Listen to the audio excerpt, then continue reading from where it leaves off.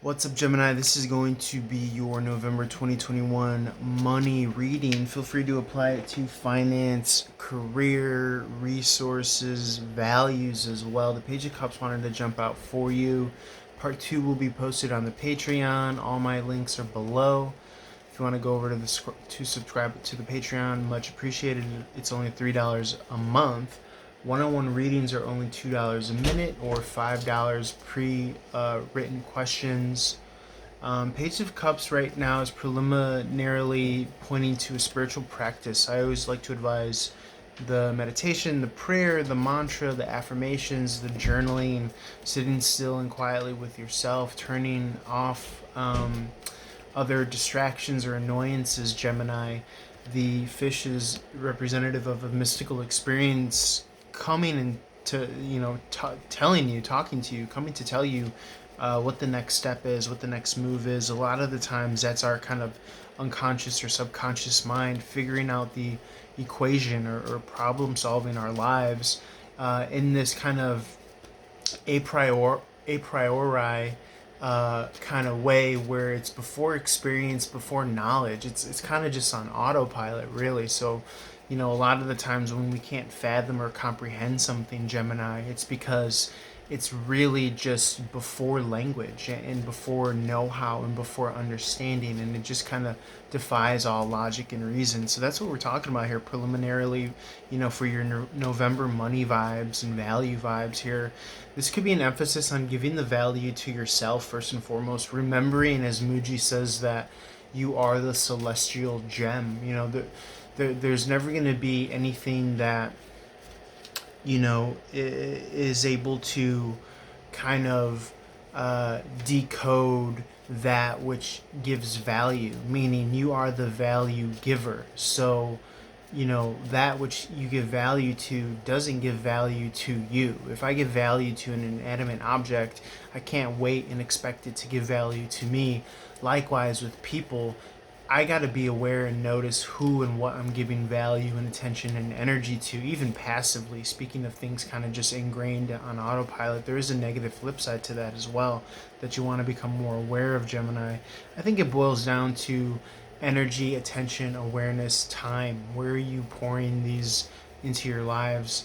And you want to make sure that it's tried and true, it's in tune with your heart and with who you really are as we move into Scorpio season, which is all about getting to the heart and the truth of the matter of things. Very passionate, intense energies, but very kind of sensitive underbelly as well. That being said, Scorpionic energy, which is definitely going to affect your November, has to do with taxes, magic, sex, power dynamics, the heart and the truth of the matter, like I spoke to, and that's really going to be leverage when you kind of tap into the darkness, tap into the quiet stillness, tap into the source, tap into the spiritual sultry part of yourself. Darkness, not in terms of like badness or evil, but darkness in terms of that source, which is the foundation for all things to be created upon and expressed. Okay, before light, we needed that quiet stillness, that peace, and we need to make peace with that quiet stillness within us.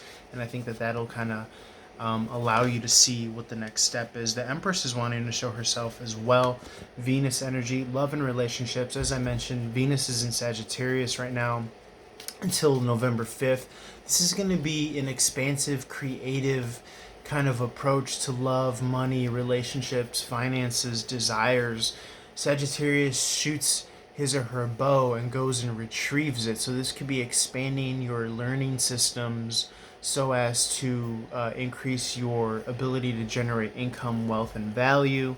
The Empress is looking good, feeling good, smells like roses, looks like $1,000,000. She's the mother of the tarot. She's perpetually pregnant. So something is coming your way, Gemini. I wouldn't assume that it would be given birth to proverbially in the month of November, but suffice it to say, you're really kind of setting yourself up for success and victory in the very least for the new year to come in 2022. I think it is a reevaluatory aspect of your systems that you have unconsciously in progress and programmed within you. Three of Pentacles in reverse speaks to Capricorn season, early new next year energy. In the reverse, it could be moving. It could be coming out of a third-party situation or association, business-wise. If you're in business, skill, quality, craftsmanship, and work and effort and labor, time-intensive, is some of the things that come to mind when we talk about Three of Pentacles in the upright. In the reverse, you could be leaving this, removing this dynamic from your life, especially if you're not seeing a return on your investment and ROI, as it were. Temperance in the reverse, something could be throwing you off of your divine timing. They could be expectations. Again, more emphasis on having to get on your own personal path. It could be that you took on the burdens or the projects of others. Gemini, I know you like to keep busy. I know you're very apt in the department of communication, thinking, analyses as well. Your ruling planet Mercury. But this is a time to kind of go within yourself. The Hierophant speaks to union, speaks to a tried and true traditional path, Gemini. Speaks to conflict as well. You may have to rein in a little bit of that expansive Sagittarius energy. It is more so of a grounded, fixed earth sign energy in Taurus, the Hierophant. This is more of a traditional path or practice, okay, that you may want to move to. Could be holy studies, could be legal studies as well.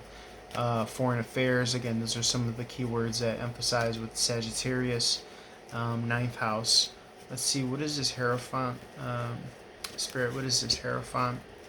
Okay, so somebody could be worrying a marriage or worrying some sort of tradition or traditional way of doing something, or something in regards to law, legalities, worrying maybe even of some sort of hierarchy, some high-ranking official that may even be passing judgment upon you or has power over your income and your resources. Ten of Wands in the reverse is putting down that workload that no longer serves you.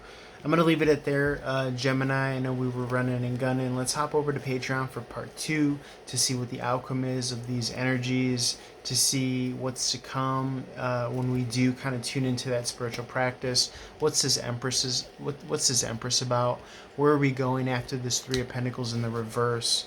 And who is this kind of high-ranking official figure that may have you worrying at night? Let's see what happens in part 2. Jump over to the Patreon website link below. Appreciate your patronage, your viewership, your subscription. Holler at your boy for one-on-one reading. Like, share, follow here and across all social media platforms. All the links are below. Run and Gun Tarot. Love you guys. Peace. Jump over to Patreon.